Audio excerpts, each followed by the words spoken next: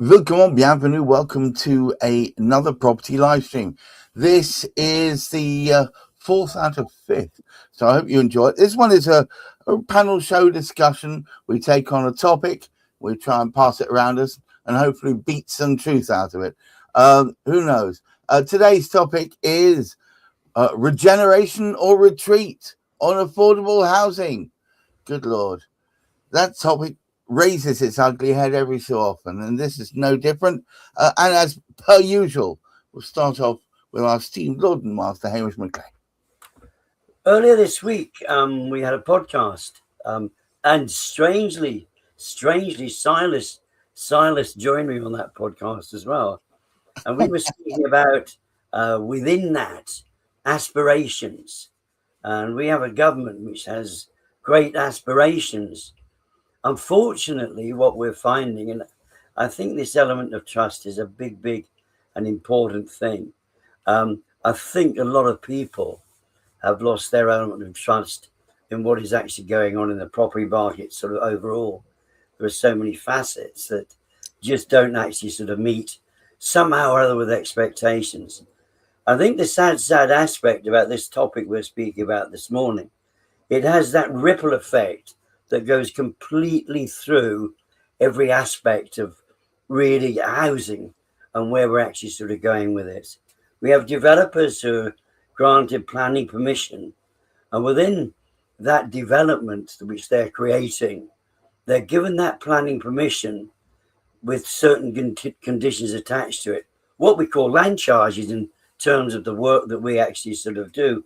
And one of those aspects is normally the proportion of housing that will be of either social housing or affordable housing. Now, what we have at the moment, sad to say, is an element of rising cost right throughout the industry. Happens everywhere that we go, wherever we look at it. So what turned out to be a great sort of plan is this particular sort of fact. I mean, Zara is very good at reading the murky depth, the depth of what people are up to and the depth of what people do. Suddenly, we get partway through the development, and all of a sudden, the developer concludes that really, with the cost of putting this together, we can only now no longer put 35% of these houses at an affordable price. We can only offer 20%. Now, this is a one-time opportunity in life. Once that development is done, it's done. So it's the only opportunity to get that number of affordable houses within that community, within that development, because it won't happen again. And sadly, this is rife throughout the end, and it goes right the way through, and it impacts on those buyers that Zara's sort of working for. It's working on, if you like, the properties that the estate agents actually sort of are trying to sort of sell off. There's so much which actually sort of falls apart, but it's that sad element of trust that those communities which are promised that number of affordable houses aren't going to get them. Wow, it's a torrid path we walk. Silas, what's your reaction to that? Well, when this topic came up, Gareth, it's one that sort of played with a lot of thoughts in my head, because I think if you ask the wider public, should we have more what we used to be called council housing or local authority housing, the majority of the public would say yes. And as a civilized society, it's important that we have a warm roof over our head, and people have got places to live. And I think this issue around affordable housing is a very long-term issue that's come into manifestation, starting from selling off a lot of the council housing stock in the sort of 80s and 90s. Seemed like a good idea at the time, encourage home ownership, etc.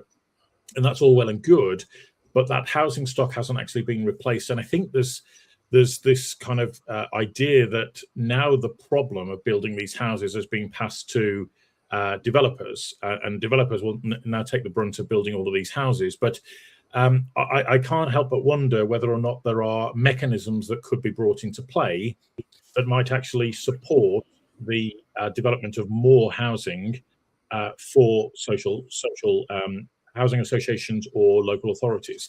And what I mean by that is, first of all, if you look at the way most local authorities are run, they tend to be, there's no incentive for them to be run efficiently. So they have a budget. If they don't spend that budget, they don't get the same amount in the next year. And there's no incentive to save up over a 5-year plan for future investment into housing, or maybe do joint ventures with local developers, etc. So I think that's one of the mechanisms that actually could be brought into play, but actually isn't. And so a council can't save 10, 15, 20 million pounds over a 5-year period to put into a development with a housing developer and then see that mechanism play out. I think also we're up against the human element of greed in a lot of respects as well. I think from what I've heard from numerous developers, there are levers that can be pulled to reduce down that housing, social housing allowance, and in order to make more profit. So I think there's a lot to this subject that isn't easily uncovered at first blush. Good Lord. Well, Zara, as they say, the road to hell was paved with good intentions, and all that housing stock that sweet Madam Thatcher allowed the world to buy now has not been replenished. Well, there was a lot of, part of the development had to be built and given as affordable housing. But what you're seeing now is a lot of the housing providers shying away from these deals, because what they've inherited from the developers is not getting rid of that stigma of social housing. If you go and visit some of these sites, you will see that the social housing is visibly smaller than what's being offered up. I looked into this when I was looking for a property well over 10, 15 years ago. I almost put myself on the shared ownership ladder, but they don't do 4-bedroom houses. And if you look for a 3-bedroom house, it's built like a shoebox with not much space. Your single bedroom, you can just about fit a single bed in there. No mention of a wardrobe or anything like that. It is literally a shoebox. You don't get separate rooms downstairs. It's kitchen, lounge, diner in one. So they're doing all these designs which are not actually suitable for day-to-day living. Most households have 2 cars, yet only provision for 1 car, and the roads are built. They're making most of the space on the site. So yes, you've got that aspect, but also you've got the aspect of the building safety crisis. My son tells me off this morning. I could just rabbit on about it. It's not just flats; it's houses too. These housing associations are realizing that they're taking stock that need. They're supposed to be new build. Perhaps it's not widely spoken about, but they've got to factor in repairing these buildings, whether they're rented. And if they're shared ownership, then obviously the people who live there, it's dumped on their heads. For houses, may not be too much of an issue, but then you've got your estate service charges. For flats, I've got people saying they literally cannot sell their flats because, the service charges are £5,000-6,000 a year. They're trying to say this is London specific. I've got people calling me from all over the country. They literally cannot sell the homes. Maybe it's one of these, shared ownership retirement leases, or, I've got people asking about leaving. You've got all these different kind of affordable housing schemes. So I've got this chap who wants to leave his share of he told me it was shared ownership. I'm looking at it going, this doesn't look like a shared ownership lease. It's one of those restricted market value resale leases where you own a certain percentage, you can't staircase, and whoever you sell it to has to fulfill certain criteria. No, I hear about that quite a lot, Zara. Those where you have to be a certain age group and so on. Yeah. But we dug into his lease, and there's nothing about leaving it in his will. So it sounds like at the moment, if he snuffs it, his partner who lives with him has to move out. That's nuts. That's nuts. It's clear his daughter doesn't want to live in there, but he does want to leave his share for his daughter. So you've got all of these things that are now not suitable for purpose. It seemed like a good idea at the time, and there needs to be some flexibility to solve these issues. But the biggest, I'm going to rub it on about this. You'll probably shoot me again. Building safety, our problems start with the developers. Every single thing goes back to the people who build our homes. And so you've got all these issues with mold but it's not just, come on, guys, think about how you're building these properties. You go to places like Rome, the buildings are still standing 2,000 years later. Yes, yeah, that's 999-year leases. You huff and you puff, and your building's going to blow down in 20 years. But Zara, it seems to me, and I've said this before, but we are finding out these problems now. The cladding's coming off because underneath it, we're finding that their petticoats are ripped, torn, and dirty. If I can use that analogy, you take your fancy skirt off, and underneath it turns out it wasn't fit for purpose.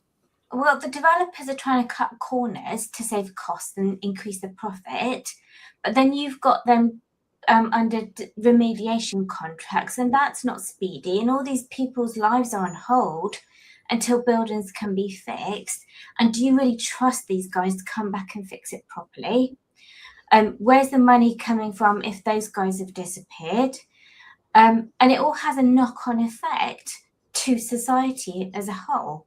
Your starting place is a safe roof over your head, not only for you, but if you don't want to have a crisis of looking after old people, you need people to start having, being able to think about having children and being able to afford it instead of giving it all to service charges. So it is really sort of saddening to see this going on. And again, I did see somewhere before, it would cost them, just the same to do the job properly in the first place than to go back and fix it. Do it right the first time round. It saves you a lot of hassle later on down the line.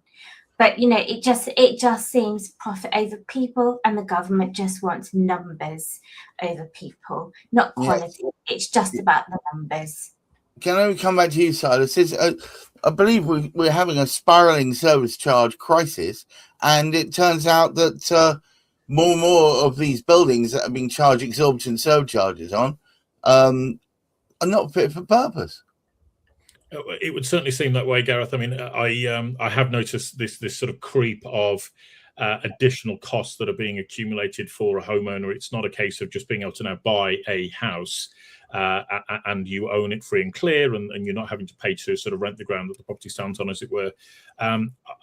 I really don't know enough about the aspects of all of these different developments and how much this is actually taking out of the pocket of consumers, but I do know that it's reasonably significant, and I have to ask the question, is it really warranted? I don't think it is, but again, you've got all sorts of elements where you've got a freehold management company, for example, who then is charging extra cost to the leaseholder, and sometimes that's warranted. I mean, I'll give you an example. Where I used to live, there was a social housing provider. They had 10,000 units that they looked after. Insurance was £1 per property, pretty much on their insurance policy. When we bought one of the freeholds for a site that we acquired, when we tried to get insurance, that was £750 a year. It doesn't sound like a lot, but between, I think there was 8 leaseholders within that building, all of a sudden they see a marked increase in the costs of us to provide the management charge or the management running responsibilities compared to a massive housing association. So I have an element of sympathy, but I do think there's better structures that could be put in place to help homeowners. Hamish, it appears that if we're not careful, we're going to run out of social housing entirely as people keep buying off in shared ownership. And no one seems to be following their electoral promises of rebuilding them. Well, I think probably we best not get involved with anything political because no number of reasons we might get somebody sent putting a law case in if we made too much mention of that fact. I think sadly we've sort of seen we have seen this, haven't we, over 25 years, longer than that, a deterioration really in what has happened. And of course we don't get to sort of see it every day like Zara does, to see the complications that are attached to all the various houses and such like things that people are attempting to buy. But what we were trying to speak about was affordable housing. We have sort of three sectors, if you like. We have there are some privately owned properties which can be owned outright still. We have the affordable housing, and this of course is where the challenge comes. That 35% which went down to 20%, if you start, they are allegedly affordable, as Zara sort of intimated there. They're not exactly rabbit warrens, but they're rabbit hutches, but they're not that much bigger. But then you start getting all of these charges attached to them as well, and you can't have full ownership of the property. So is it really affordable? What is the best way around everything? Well, it is a challenge, isn't it, to actually sort of see through that. But it has the knock-on effect, because we're not seeing as much social housing as we need to. We're not seeing as much affordable housing as we need to. And we've got this stranglehold over us now of these increased management fees as time continues on. Zara, I sent me notes previously. If prices weren't so high, people wouldn't need to look at the affordable cost route. So quite right. But Zara, how do we constrain the prices without crashing the market? Well, definitely don't bring back Help to Buy round 2. What a nightmare. And it's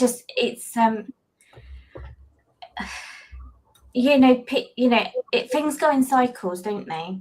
So we had the crash in the 80s. Yeah. We had the crash in the 2007, 2008. Yeah. So things will resolve itself by market forces. And we might see prices going down. And then things picking back up again as things get more affordable again. But until we see that, when things reach breaking point, it's going to break, isn't it? It's common sense, and it's false of the government to stimulate all of this by trying to bring back Help to Buy, giving developers incentives to build, really, dumbing down on planning permission and things like that. They're allowing, I don't know if you watched that program on ITV, New Build Nightmares. They're allowing developers to build on known floodplains. The local authority did contain a little provision within the planning about flooding and doing all the assessments and building in the procedures, but they never got that thing signed off. Now, it would have to take a very beady-eyed conveyancer to spot that and push the point with the developer's solicitor when you've got the client shouting at you going, I want my keys, I want my keys. And I've seen some very dodgy things going on, within the last few months. Developers saying, well, the building's ready, we want to re-exchange contracts with a fixed completion date. We don't have any certificates to give you. And he's like, hey, what? Thanks. It's things like that are going on. And I do think, the government are not willing to do anything about it. Conveyancers are meant to be looking after the people that pay them. Now, unfortunately, you've got the recommended who will not want to bite the hand that feeds them. So they will quite happily look the other way so that, the transaction goes through and then it's not their problem. And by the time the person realizes there is a problem, they might be out of time or they don't have money to take legal action themselves. So you can see the quandary. You've seen that, probably seen that clip on Diary of a CEO where the chap is talking about, is it actually worth being a homeowner? You know, Well, do you know what? I've asked myself that a number of times. Once you stretch to the max of your budget to buy the home, it's everything else that comes with it: the buildings insurance, the repairs, looking after it. Nothing is cheap. I can't find a decent plumber for love nor money. I need 2 new bathrooms. These people are scarce, and if you can get hold of them, you have to wait months for them to fit you in if they can be bothered, or they take your money and run off. Well, horror stories notwithstanding, Hamish McClay, would you care to take us home? Well, we do.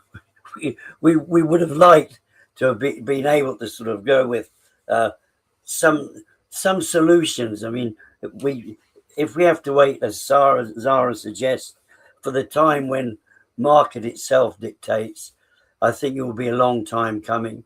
It does. There's so much that needs sorting out, sort of tidying up, and the quality of build is a serious situation. We've unfortunately got us where we are with construction at the moment, where we are with property at the moment.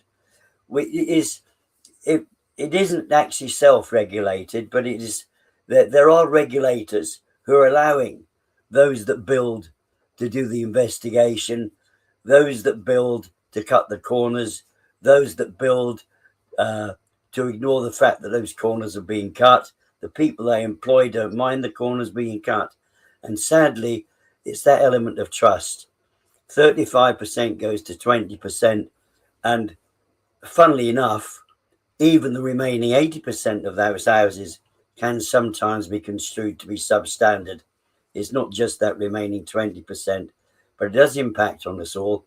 We do want to trust what we've got, what we have, and we're so fortunate to have the quality of solicitors around, those legal beavers, those people that look into things the way that Zara does. So make sure that when you're buying your property, whatever your property, you speak to somebody like Zara. Yes, it's an old mantra of this show, which is surround yourself with the right people who actually care about the result. Although I know that Zara is forever banging her hands against her head because people don't necessarily listen to her advice. But that's another story. Sorry, Zara. But to all of you watching, thank you for being with us. I suddenly saw a massive influx of nearly 100 people halfway through. Remember, if you want to catch previous episodes of any of the property shows that Hamish and I do, you can find it by going on YouTube to Spilling the Proper Tea. Spilling the Proper Tea. It's got a little teapot pouring out tea on it. You can tell which one it is. And they're all there. So they're every week. And we have 4 different shows. This show has been excellent. Another great bun fight. Tomorrow, we have arguably our most watched show, which is Cladding Matters. That's at 1 o'clock, where we were talking about the safety crisis that's currently within the structure of a society, specifically amongst flats. Although it's not just, as Zara will tell you, not just flats. It's all over the place. But if you want to find out more about that, please come along. It's an excellent show. And we'll star a gentleman who is currently effectively locked into his flat in Royal Artillery Keys, where he can neither sell nor insure nor even sublet it because it's frankly just unaffordable. And it's a ridiculous situation. But he's telling us more from that front. He's running a building safety scheme.org. And then more information from that side. But until next week, thank you all for watching. Please keep your feet on the ground. Keep reaching for the stars. And in these troubled times, try and look after that mental health. Until next week. Bye-bye.